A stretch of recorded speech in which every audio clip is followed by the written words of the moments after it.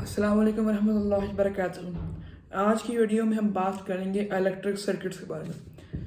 तो electric circuit क्या होता है, इसकी कौन कौन सी किस्में हैं और ये किस तरह काम करता है, आज हम डिटेल में बात करेंगे। तो चलिए जी वीडियो शुरू करते हैं। सबसे पहले मैं आपका शुक्रिया अदा करना चाहूँगा कि आप लोगों ने मेरी टाइम वाली वीडियो को इतना पसंद किया। मैं कोशिश करूँगा कि हर 2 वीडियोस के बाद जो मेरी आम कोर्स की होती हैं आपके लिए एक इंटरेस्टिंग टॉपिक लेके आऊँ। लेकिन चलें अभी इलेक्ट्रिक सर्किट की बात करते हैं। अब शुरू करते हैं कि इलेक्ट्रिक सर्किट होता क्या है। बेसिकली इलेक्ट्रिक सर्किट एक पाथ है जो इलेक्ट्रिक करंट को फ्लो होने देता है। अब इलेक्ट्रिक करंट क्या होता है?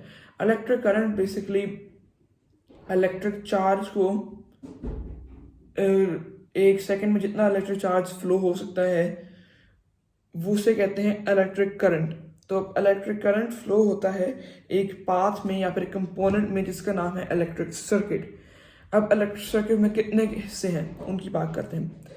इलेक्ट्रिक सर्किट बेसिकली कंसिस्ट करता है पावर सोर्स का और इलेक्ट्रिकल कंपोनेंट्स का। अब ये पावर सोर्स और इलेक्ट्रिकल कंपोनेंट्स क्या हैं मैं बताता हूँ। इलेक्ट्रिकल कंपोनेंट्स वो हैं जो फ़ायदा उठा रहे हैं इलेक्ट्रिक पावर का। और इलेक्ट्रिक पावर आपकी कुछ भी हो सकती है, जैसे आपकी बैटरी हो जाए या फिर आपका इलेक्ट्रिक सेल हो जाए। तो इलेक्ट्रिक सेल या जो इलेक्ट्रिक बैटरी है वो सप्लाई कर रही है power through out the circuit. और क्या चीज़ें फ़ायदा उठा रही हैं? इलेक्ट्रिकल कंपोनेंट्स फ़ायदा उठा रही हैं इस एनर्जी का। अब बात करते हैं कि आप इस एनर्जी को कंट्रोल किस तरह कर सकते हैं। एक सर्किट में आपके पास स्विचेस होते हैं या फिर कोई और मैकेनिकल सिस्टम होता है जिससे आप कंट्रोल कर सकते हो। और अगर मैं एक एग्जांपल देना चाहूँ तो जिस तरह हमारे घर में जो बल्ब्स होते हैं वो भी एक सर्किट के अंदर इंक्लूडेड होते हैं। उनकी जो सप्लाई है वो ग्रिड की हो सकती है या फिर जो आपने बैटरी से लगाई होती है उसकी हो सकती है। तो वो है उनकी पावर सोर्स, और जो बल्ब है वो खुद एक इलेक्ट्रिकल कंपोनेंट है। ओके, तो अब इसको हम कंट्रोल किस तरह कर सकते हैं? एक स्विच के साथ। आप सभी ने स्विचेस देखे होंगे, आप लोग इस्तेमाल भी करते हैं अपनी बिजली को कंट्रोल करने के लिए। जो आप स्विच को ऑफ करते हैं तब आपका बल्ब भी ऑफ हो जाता है, जब आप ऑन कर दें तो आपका बल्ब भी ऑन हो जाता है। लेकिन मज़े की बात बताऊँ, जब आप एक स्विच को ऑन करते हैं टेक्निकली वो स्विच, देखिए अगर स्विच बंद है तो स्विच इस तरह खुला हुआ है और जो बिजली आ रही है वो इधर आके रुक जाती है क्योंकि वो आगे ट्रांसफ़र नहीं हो सकती क्योंकि वो इस तरह खुला हुआ है ना। लेकिन जब आप स्विच को ऑन करते हैं तो ये पार्ट स्विच का कनेक्ट होता है दूसरे पार्ट के स्विच से और फिर वो बिजली जो है वो बल्ब तक पहुंच सकती है। अब बात करते हैं कि इलेक्ट्रिक बैटरी क्या होती है साइंटिफिक टर्म्स में। साइंटिफिक टर्म में अगर बात करें तो बैटरी है एक नंबर ऑफ इलेक्ट्रिक सेल्स जो एक सर्किट में हों। तो इसका क्या मतलब है?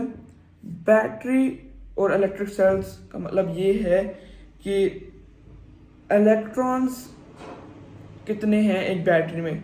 फॉर एग्जांपल अगर 1.5 वॉट की बैटरी है तो उसमें वो एक काउंट है कितने इलेक्ट्रॉन्स होंगे उस बैटरी में। और इलेक्ट्रिक सेल्स भी यही है। इलेक्ट्रिक सेल्स बेसिकली दूसरा नाम है इलेक्ट्रॉन्स के लिए।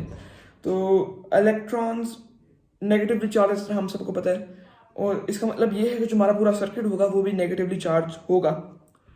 ओके जी, और अब हम बात करते हैं कि किस तरह के सिंबल इस्तेमाल किए जाते हैं एक सर्किट को रिप्रेजेंट करने के लिए। मैं आपको अभी दिखाता हूँ जी। तो आप देख सकते हैं कि ये कुछ एग्जांपल्स हैं कि कैसे एक सर्किट को इजी फॉर्म में डिस्क्राइब किया सकते हैं। सब देख सकते हैं ये इलेक्ट्रिकल कंपोनेंट स्विच है, उसका सिंबल ये है जो ये एन से बनी हुई है, फिर इलेक्ट्रिकल सेल का वो सिंबल है, और फिर इसी तरह ये डायग्राम के लिए हम ये सिंबल इस्तेमाल करते हैं ताकि हम एक सर्किट को एक्सप्लेन कर सकें जी। तो ये था इलेक्ट्रिकल सर्किट के बारे में और उनके कंपोनेंट्स और सिस्टम और मैकेनिज्म के बारे में। उम्मीद है आपको वीडियो पसंद आई थी।